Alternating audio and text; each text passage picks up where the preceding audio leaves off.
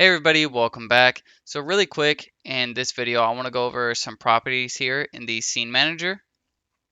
Um, so let's talk about the scene gravity. So this sets the gravity of the scene in both the X and the Y axis. So let's play around with these a little bit to see some interesting results, right? So right now we have the Y set to 50, so that is positive, so it's going to be downward. So with our physics turned on, we have it to where, um, let's see, we have it to dynamic. So if we were to test this out, it's going to move downwards, right? If we were to change the x-axis to 100 and test this out, now it's going to go to the right because that's a positive.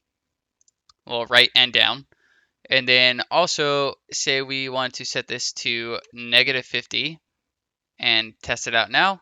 Now we'll go to the right and up. So this is a good way and a quick way to manage gravity in your game. Next, let's talk about the scene physics wall checkboxes here.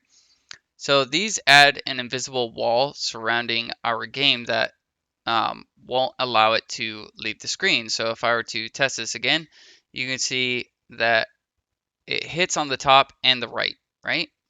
But if I were to uncheck the right and test it now, you should see that our paddle will go outside on the right side.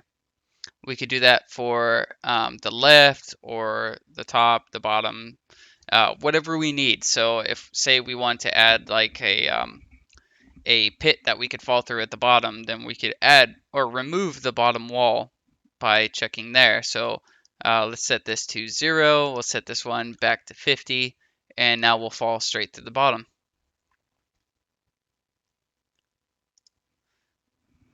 Also, we could add text using this button here. We could add virtual buttons for on-screen.